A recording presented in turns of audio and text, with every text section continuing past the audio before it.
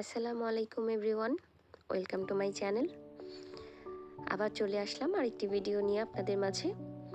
আর আজকের রেসিপিটি হচ্ছে চাউমিন রেসিপি। আমি প্রিভিয়াস একটি ভিডিওতে বলেছিলাম যে আমি হচ্ছে আমার হাজব্যান্ডের জন্য লাঞ্চ বক্স রেডি করে দিই।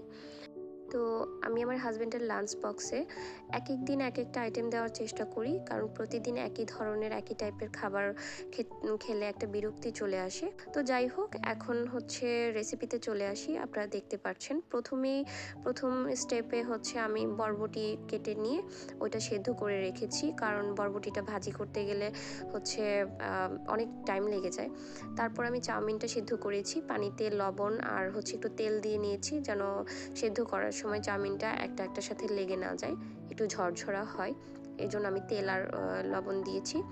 তো যাই হোক, তারপর আপনারা দেখতে পাচ্ছেন যে আমি গাজর, ক্যাপসিকাম, তারপর বরবটিটা যেটা সিদ্ধ করে নিয়েছিলাম ওইটা, আর হচ্ছে টমেটো কুচি করেছি, পেঁয়াজ, মরিচ, তারপর হচ্ছে ধনিয়া পাতা, এগুলা কুচি করে রেখেছি। তারপর হচ্ছে একটা মশলার প্যাকেট আছে, ওইটা আমি ইউজ করি চাউমিন বা হচ্ছে পাস্তায়। আর হচ্ছে চিলি ফ্লেক্স নিয়েছি, আর সয়া সস, তারপর হচ্ছে টমেটো পিউরি, তারপর বাটারটা ইউজ করব। আর তেল নিয়েছি হচ্ছে ডিম দুইটা ভাজার জন্য। তো সব ইনগ্রিডিয়েন্টস রেডি, এখন চলে আসি রান্নায়। প্রথমে কড়াইতে হচ্ছে তেল ঢেলে তারপর দুইটা ডিম ছেড়ে দিলাম। ডিমে হচ্ছে একটু লবণ দিয়েছি।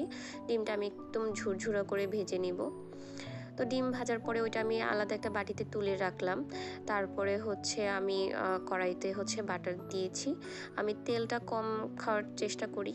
আমি হচ্ছে এইসব ভাজা পোড়াতে আমি একটু বাটারটা ইউজ করার চেষ্টা করি, কারণ তেলটা তো স্বাস্থ্যের জন্য ভালো না। খাবারে হচ্ছে তেলটা কম ইউজ করি, সব কিছুতেই আমি তেল কম দিই। তো তারপর আমি পেঁয়াজ নিয়েছি। পেঁয়াজ একটু লবণ দিলে হয় কি, পেঁয়াজটা একটু তাড়াতাড়ি ভাজা হয়ে যায়, মানে সেদ্ধ হয়ে যায় আর কি। তারপর পেঁয়াজের যে একটা কাঁচা গন্ধ থাকে ওইটাও হচ্ছে চলে যায়।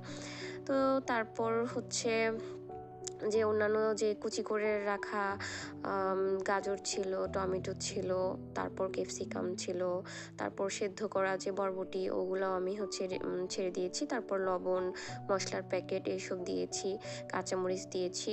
কাঁচামরিচ দেওয়ার পর এক এক করে হচ্ছে আমি ডিম, যেই ঝুরা ডিমটা ভেজেছি ওইটা দিলাম। তারপর হচ্ছে সয়া সস দিয়ে একটু ভালো করে ভাজি করে নিলাম, নাড়াচাড়া করে নিলাম। তারপর চাউমিনটা ছেড়ে দিয়েছি। চাউমিন দেওয়ার পরে আমি টমেটো পিউরিটা দিয়েছি। আপনারা টমেটো পিউরিটা আগেও দিতে পারেন, আমি ভুলে গিয়েছিলাম, সেজন্য আমি পরে চাউমিনের উপরে দিয়েছি। আর মশলা হাফ আমি হচ্ছে সবজিতে দিয়েছিলাম, হাফ চাউমিনে দিয়েছি। তারপর চিলি ফ্লেক্স দিলাম। এখন একটু নাড়াচাড়া করব ভালো করে। তারপর হচ্ছে সর্বশেষ পর্যায়ে আমি হচ্ছে ধনিয়া পাতা দিয়ে আরেকটু নাড়াচাড়া করে, এই তো আমার চাউমিন রেডি। এখন হচ্ছে আমি হটপটে রেখে দিলাম।